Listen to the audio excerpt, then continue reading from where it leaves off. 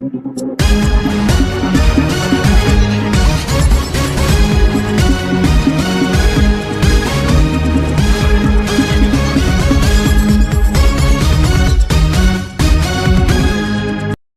To beaten news. ప్రేక్షకులకు 75వ గణతంత్ర దినోత్సవ శుభాకాంక్షలు. నేను రేవతి. ముందుగా హెడ్లైన్స్.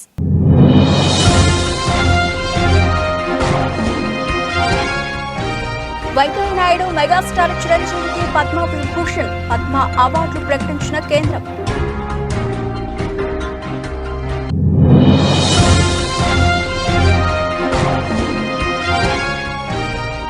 పాక్ టెర్రరిస్టుల హత్య భారత్ పనే పాక్ ఆరోపణ ఖండించిన భారత్.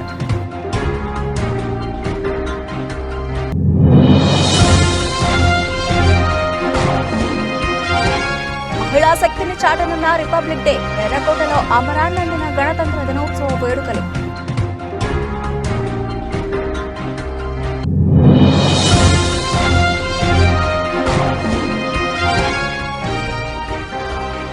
ఏపీలో గణతంత్ర దినోత్సవ వేడుకలు. జెండా వందనం చేసిన గవర్నర్ అబ్దుల్ నజీర్.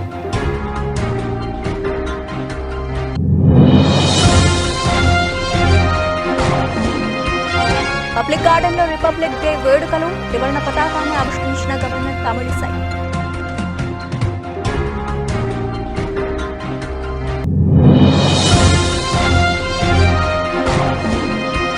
జనసేన పోటీ చేసే 2 స్థానాలను ప్రకటించిన పవన్ కళ్యాణ్. టీడీపీ పొత్తు ధర్మ తప్పిదమంటూ వ్యాఖ్య.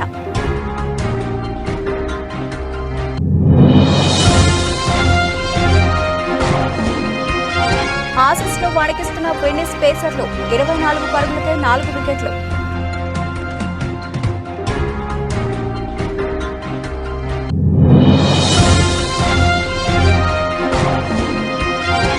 నాకు దక్కిన ఈ గౌరవం మీది. పద్మ విభూషణ్ పై స్పందించిన చిరంజీవి.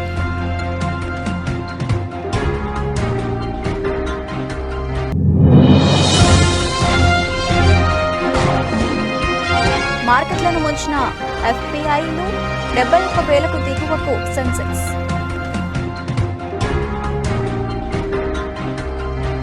రైట్, డీటెయిల్స్ చూస్తే మాజీ ఉపరాష్ట్రపతి వెంకయ్య నాయుడు మెగాస్టార్ చిరంజీవులను దేశంలోనే 2వ అత్యున్నత పౌర పురస్కారం వరించింది. గణతంత్ర దినోత్సవం సందర్భంగా కేంద్రం పద్మ అవార్డులు ప్రకటించింది. పద్మ పురస్కారాల జాబితాలో పద్మ విభూషణ్ అవార్డుకు వెంకయ్య నాయుడు, చిరంజీవి ఎంపికయ్యారు. 2006లో చిరంజీవి పద్మభూషణ్ పురస్కారం అందుకున్నారు. ఇప్పుడు పద్మ విభూషణ్ కు ఎంపిక కావడం విశేషం. మెగాస్టార్ చిరంజీవి, వెంకయ్య నాయుడు సహా 5గురికి పద్మ విభూషణ్ ను ప్రకటించింది కేంద్రం.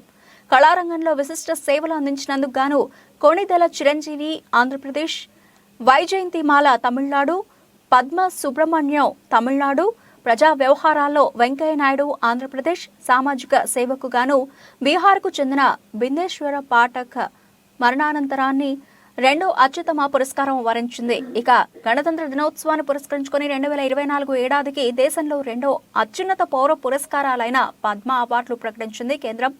మొత్తం 132 మంది పద్మ పురస్కారాలకు ఎంపికయ్యారు. వీరిలో 5గురికి పద్మ విభూషణ్, 17 మందికి పద్మభూషణ్, 110 మందికి పద్మశ్రీలు దక్కాయి. వీరిలో తెలుగు రాష్ట్రాలకు చెందిన వారు 8 మంది ఉన్నారు. పద్మ విభూషణ్ పురస్కారం 2 తెలుగు వారికి దక్కింది. మాజీ ఉపరాష్ట్రపతి వెంకయ్య నాయుడు, మెగాస్టార్ చిరంజీవి పద్మ విభూషణ్ పురస్కారానికి ఎంపికయ్యారు. ఇక తెలంగాణలో 5గురికి, ఏపీలో 1కి పద్మశ్రీ అవార్డులు వరించాయి. నారాయణపేట జిల్లా దామరగిద్ద గ్రామానికి చెందిన బుర్రవీణ వాయిద్యకారుడు దాసరి కొండప్ప, జనగామ జిల్లాకు చెందిన యక్షగాన కళాకారుడు గడ్డం సమ్మయ్య, వేణు ఆనందాచారి, కేతావత్ సోమ్లాల్, కూరెళ్ల విఠలాచార్య పద్మశ్రీకి ఎంపికయ్యారు. ఇక ఏపీ నుంచి హరికథా కళాకారిణి ఉమామహేశ్వరి కూడా పద్మశ్రీ పురస్కారం అందుకోనున్నారు.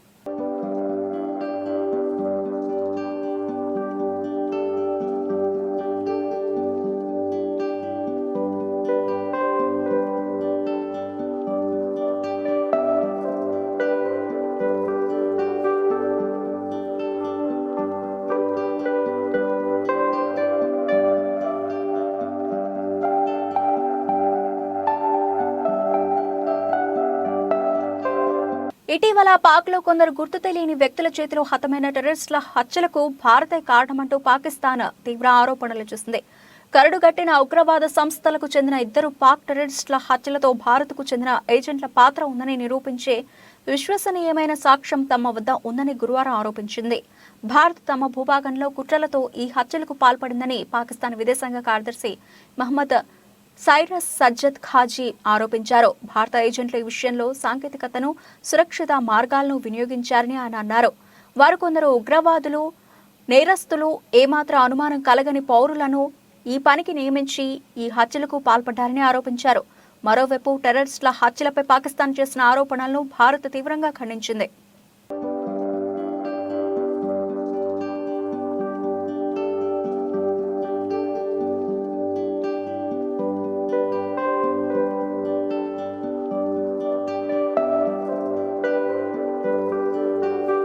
దేశం మొత్తం గణతంత్ర దినోత్సవ శోభతో కళకళలాడుతోంది. రాజధాని ఢిల్లీతో పాటు ప్రధాన నగరాలన్నీ విద్యుత్ కాంతుల్లో వెలిగిపోతున్నాయి. మువ్వన్నెల జెండా ముచ్చట పడేలా, ఎర్రకోట గర్వించేలా గణతంత్ర దినోత్సవ వేడుకలకు సిద్ధమైంది ఢిల్లీ. గగురు పొడిచే యుద్ధ విన్యాసాలు, రోమాలు నిక్కబొడుచుకునేలా కవాతుతో శక్తిని చాటనున్నాయి త్రివిధ దళాలు. గణతంత్ర దినోత్సవ పరేడ్కు ప్రత్యేకత ఉంటుంది. ఢిల్లీ కర్తవ్య పథ్లో జరిగే పరేడ్ను చూసేందుకు 2 కళ్ళు సరిపోవు. భారత త్రివిధ దళాలు చేసే కవాతు, అద్భుత యుద్ధ విన్యాసాలు రోమాలు నిక్కబొడుచుకునేలా ఉంటాయి. అయితే ఈసారి పరేడ్లో నారీ శక్తి ప్రత్యేక ఆకర్షణగా నిలవబోతోంది. త్రివిధ దళాల్లోని మహిళా శక్తి చేయబోయే కవాతు, యుద్ధ విన్యాసాలు ఆకట్టుకోనున్నాయి. 114 మంది మహిళా బృందం ఒకేసారి మార్చ్ ఫాస్ట్ చేయనుంది.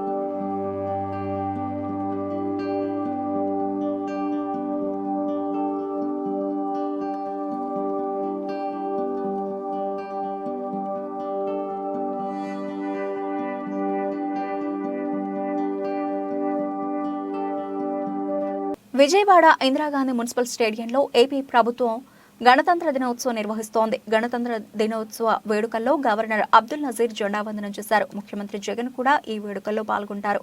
మళ్లీ సాయంత్రం 4:15 రాజ్భవన్లో గవర్నర్ ఆతిథ్యం ఇచ్చే హై టీ కార్యక్రమంలో సీఎం జగన్ పాల్గొననున్నారు. గణతంత్ర దినోత్సవం సందర్భంగా సీఎం జగన్ రాష్ట్ర ప్రజలకు శుభాకాంక్షలు తెలిపారు. విజయవాడ ఇందిరాగాంధీ మున్సిపల్ స్టేడియంలో ఏపీ ప్రభుత్వం గణతంత్ర దినోత్సవం నిర్వహిస్తోంది.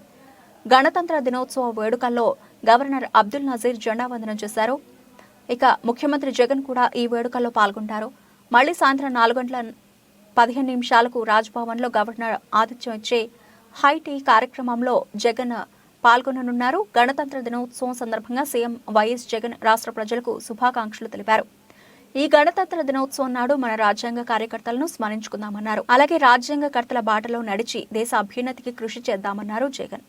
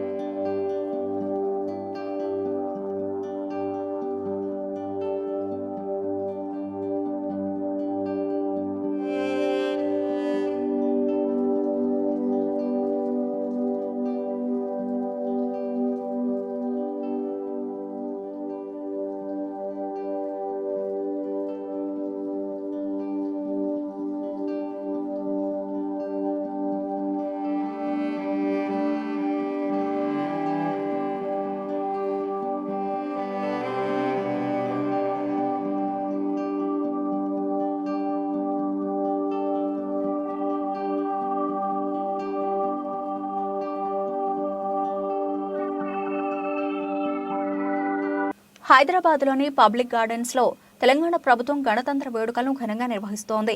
గణతంత్ర వేడుకల్లో గవర్నర్ తమిళిసై త్రివర్ణ పతాకాన్ని ఆవిష్కరించారు. రాష్ట్ర ముఖ్యమంత్రి రేవంత్ రెడ్డి కూడా ఈ వేడుకల్లో పాల్గొన్నారు. రిపబ్లిక్ వేడుకల కోసం పబ్లిక్ గార్డెన్ ను అధికారులు సిద్ధం చేశారు. సీఎంతో పాటు మంత్రులు, ఐఏఎస్ అధికారులు ఈ కార్యక్రమానికి హాజరయ్యారు. గవర్నర్ తమిళిసై జెండా ఆవిష్కరణ చేసిన తర్వాత రాష్ట్ర ప్రజలను ఉద్దేశించి ప్రసంగించారు. పోలీసుల కవాతు ప్రత్యేక ఆకర్షణగా నిలిచింది. గణతంత్ర దినోత్సవ నవోత్సవ హర్షోత్సవ వేళ ఇదిగో జాతీయ పతాకావిష్కరణ గౌరవ Kindly arise for the national anthem. Officers in uniform will salute. Parade! Rashtriya salute! Salame! Shast!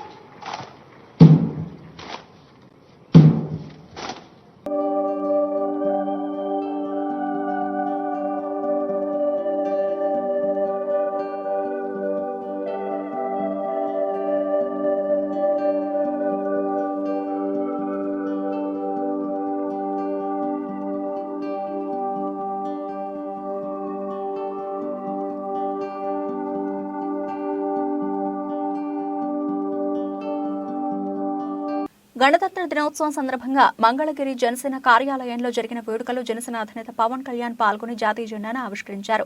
అనంతరం పార్టీ ముఖ్య నేతలతో జరిగిన సమావేశంలో పవన్ మాట్లాడారు.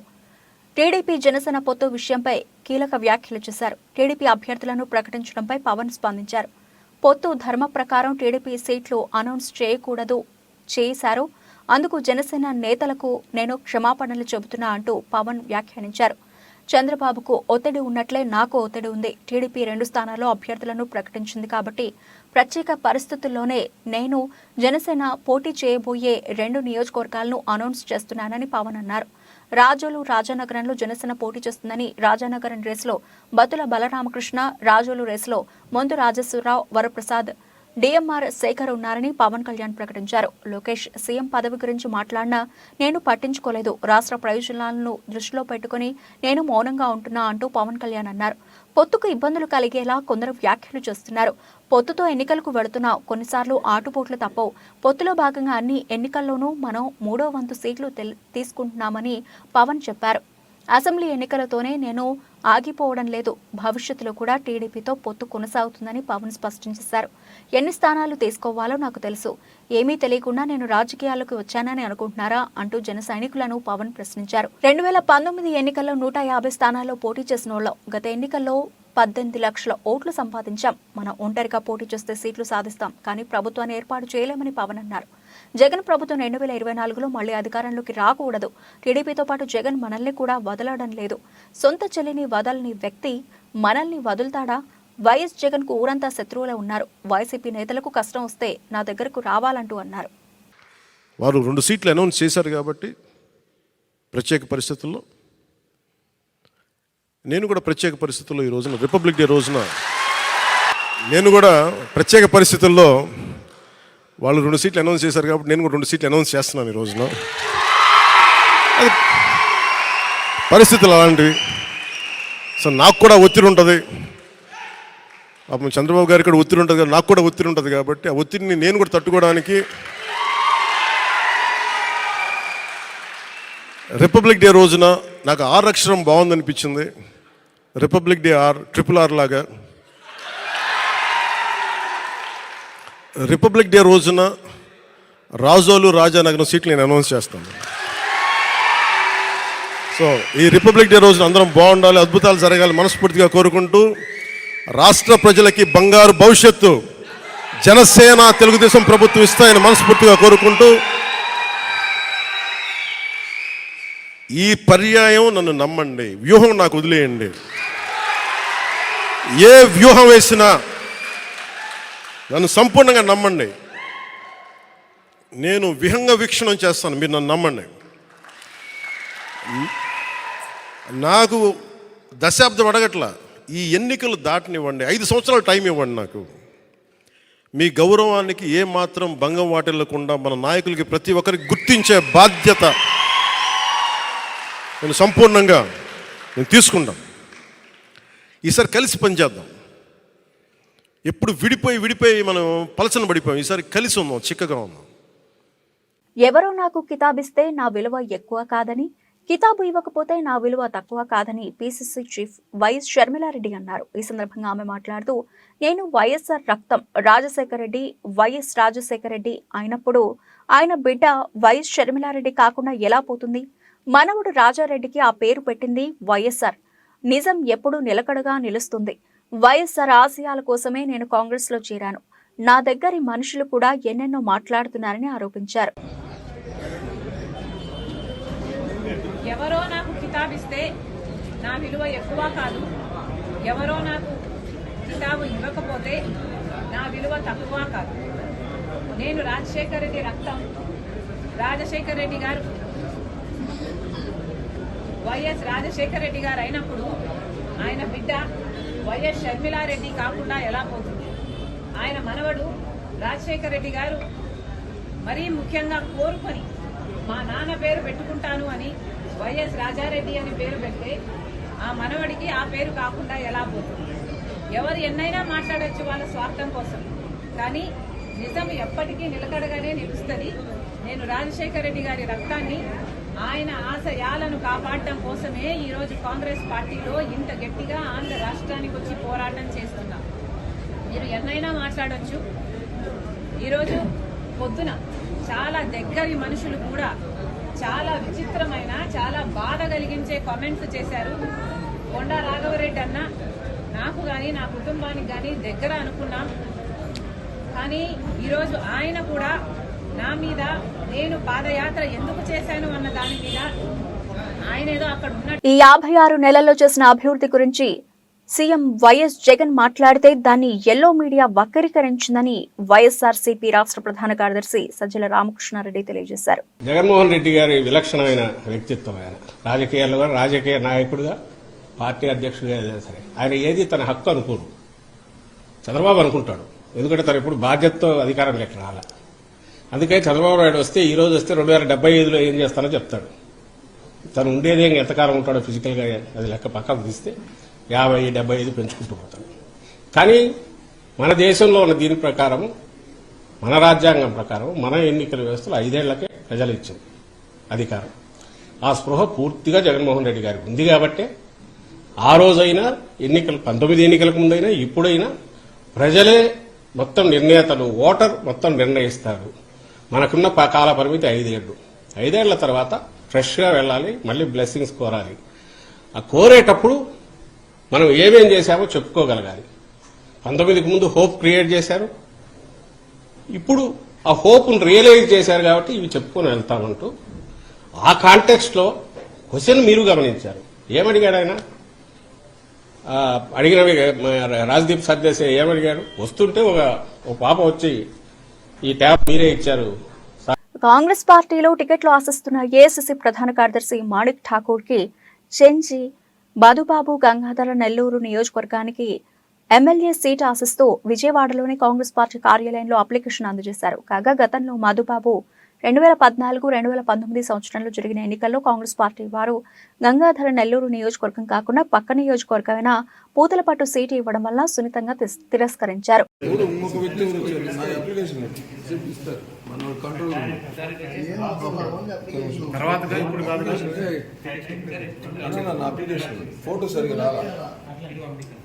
పక్కన ఇదెవరిది? ఇదెవరిదండి? ఇది బాబు ఎక్కడ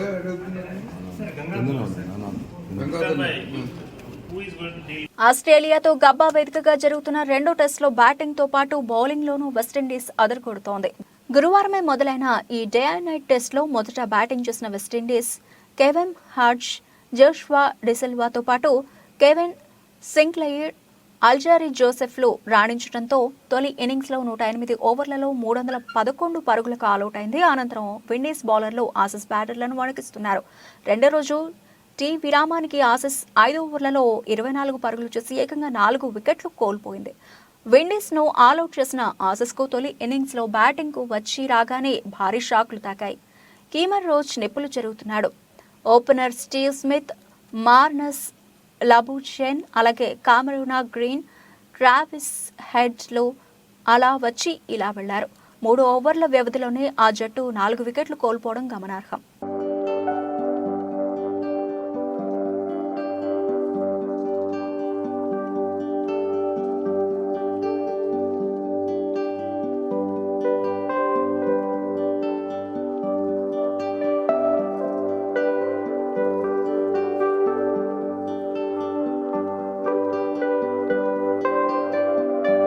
టాలీవుడ్ మెగాస్టార్ గా చెరగని ముద్ర వేసుకున్న కొణిదెల చిరంజీవికి అరుదైన గౌరవం దక్కింది. చిరంజీవిని కేంద్ర ప్రభుత్వం దేశ 2వ అత్యున్నత పౌర పురస్కారం పద్మ విభూషణ్ కు ఎంపిక చేసింది. ఈ సందర్భంగా చిరంజీవి తన సంతోషాన్ని సందేశం రూపంలో అందరితో షేర్ చేసుకున్నారు. Class, mass, dance, comic stylish acting తో కోట్లాది మంది అభిమానులను సంపాదించుకుని టాలీవుడ్ మెగాస్టార్ గా చెరగని ముద్ర వేసుకున్నారు కొణిదెల చిరంజీవి. ఈ స్టార్ హీరోకు అరుదైన గౌరవం దక్కింది. చిరంజీవిని కేంద్ర ప్రభుత్వం దేశ 2వ అత్యున్నత పౌర పురస్కారం పద్మ విభూషణ్ కు ఎంపిక చేసింది. ఈ సందర్భంగా చిరంజీవి తన సంతోషాన్ని సందేశం రూపంలో అందరితో షేర్ చేసుకున్నారు. పద్మ విభూషణ్ వచ్చిందని తెలిసిన క్షణం నుంచి ఏం మాట్లాడాలో, ఎలా స్పందించాలో తెలియని పరిస్థితి. మన దేశంలో 2వ అత్యున్నత పౌర పురస్కారం లభించినందుకు చాలా ఆనందంగా ఉంది. ఒక తల్లి కడుపున పుట్టకపోయినా నన్ను సొంత మనిషిగా, మీ అన్నయ్యగా, మీ బిడ్డగా భావించే కోట్లాది మంది ప్రజల ఆశీస్సులు, నా సినీ కుటుంబం అండదండలు, నీడలా నాతో ప్రతి నిమిషం నడిచే లక్షలాది మందిల అభిమానుల ప్రేమ, ఆదరణ కారణంగానే ఈరోజు నేను ఈ స్థాయిలో ఉన్నా. నాకు దక్కిన ఈ గౌరవం మీది. నన్ను ఈ ప్రతిష్టాత్మక పద్మ విభూషణ్ అవార్డుకు ఎంపిక చేసిన భారత ప్రభుత్వానికి, ప్రధాని నరేంద్ర మోడీకి నా కృతజ్ఞతలు. అంటూ సుదీర్ఘ సందేశాన్ని పంచుకున్నారు. ఇప్పుడు ఈ వీడియో నెట్టింట వైరల్ అవుతోంది. సినిమాలతో కోట్లాది మంది అభిమానులకు వినోదాన్ని పంచుతూనే మరోవైపు సామాజిక సేవలో తన వంతు పాత్ర పోషిస్తున్న చిరంజీవికి కేంద్ర ప్రభుత్వం 2006లో పద్మభూషణ్ ప్రదానం చేసిన విషయం తెలిసిందే. After hearing this news, I became speechless. I'm really overwhelmed. I'm humbled and grateful for this honor. It's only the unconditional and invaluable love of the people, audiences, my fans, my blood brothers and blood sisters that allowed me to reach here. I owe my life and this moment to you. I always try to express my gratitude in ways that I can, though I know I can never do enough. On screen, the last 45 years of my film career, I have tried to entertain you to the best of my abilities. And off screen, I try to help the needy by taking up relevant social and humanitarian causes from time to time. I have done so little, and yet you have given me such a great recognition and honor. I always remain indebted to you for your love and support. On this occasion, I would like to thank the Government of India and the Honorable Prime Minister Shri Narendra Modi ji for bestowing on me this coveted Padma Vibhushan. Thank you. Thank you one and all. Jai Hind. ఉవ్వెత్తున ఎగిసిన stock మార్కెట్లు అంతే వేగంతో కిందకు పడిపోయాయి. విదేశీ సంస్థాగత పెట్టుబడిదారులు తమ పెట్టుబడులను భారీగా ఉపసంహరించుకోవడంతో పాటు ఐటీ షేర్లు తీవ్ర ఒత్తిడికి గురికావడం గురువారం సూచీలు భారీగా నష్టపోయాయి. దేశీయ ఈక్విటీ మార్కెట్ల నుంచి ఎఫ్ఐఐల నిధుల ఉపసంహరణ కొనసాగుతూ ఉండడం ఐటీ సంస్థల నిరాశాజనక ఆర్థిక ఫలితాలు మార్కెట్లను నష్టాల వైపు నడిపించాయి. ఒక దశలో 700 పాయింట్లకు పైగా నష్టపోయిన 300 షేర్లు ఇండెక్సెస్ సూచి సెన్సెక్స్ చివరి వరకు అదే ట్రెండ్ను కొనసాగిస్తూ 71,000 పాయింట్ల దిగువకు పడిపోయింది. చివరకు 359.64 పాయింట్లు నష్టపోయి 70,700.67 పాయింట్ల వద్ద ముగిసింది. 30 షేర్లలో 19 షేర్లు నష్టపోగా కేవలం 11 షేర్లు లాభాల్లో ముగిశాయి. మరో సూచి నిఫ్టీ కూడా 101.35 పాయింట్లు కోల్పోయి 21,352.60 పాయింట్ల వద్ద నిలిచింది. అమెరికా బాండ్ ఈల్డ్స్ పెరుగుతూ ఉండడం, కార్పొరేట్ల మిశ్రమ ఆర్థిక ఫలితాలు ఎఫ్ఐఐలు అమ్మకాల వైపు నడిపించాయి. ఐటీ, ఫార్మా, ఎఫ్ఎంసీజీ రంగ షేర్లు కుదేలయ్యాయి.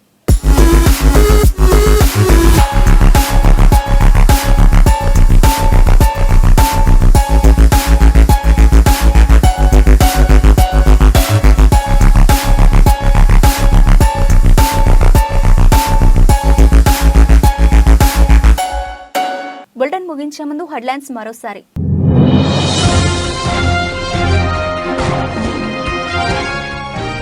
వెంకయ్య నాయుడు మెగాస్టార్ చిరంజీవికి పద్మ విభూషణ్, పద్మ అవార్డులు ప్రకటించిన కేంద్రం.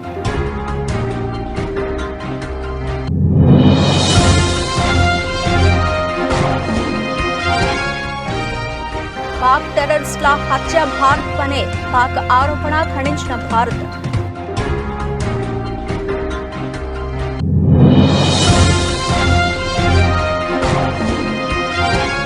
మహిళా శక్తిని చాటనున్న రిపబ్లిక్ డే, ఎర్రకోటలో అమరాన్నందిన గణతంత్ర దినోత్సవ వేడుకలు.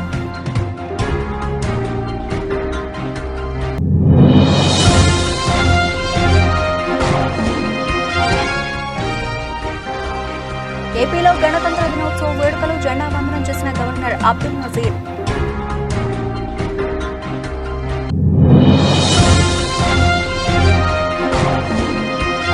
పబ్లిక్ గార్డెన్ లో రిపబ్లిక్ డే వేడుకలు, త్రివర్ణ పతాకాన్ని ఆవిష్కరించిన గవర్నర్ తమిళిసై.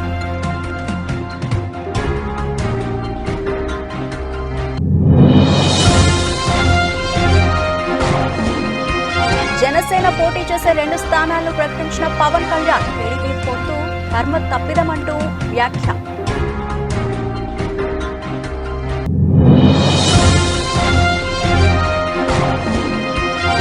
ఆసీస్ ను వణికిస్తున్న వెన్నిస్ పేసర్లు, 24 పరుగులకే 4 వికెట్లు.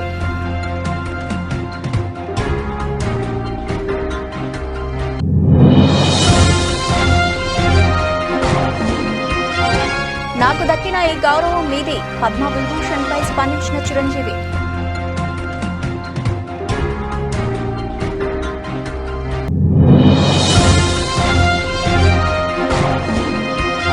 మార్కెట్లను ముంచిన ఎఫ్పిఐలు, 71,000కు దిగువకు సెన్సెక్స్.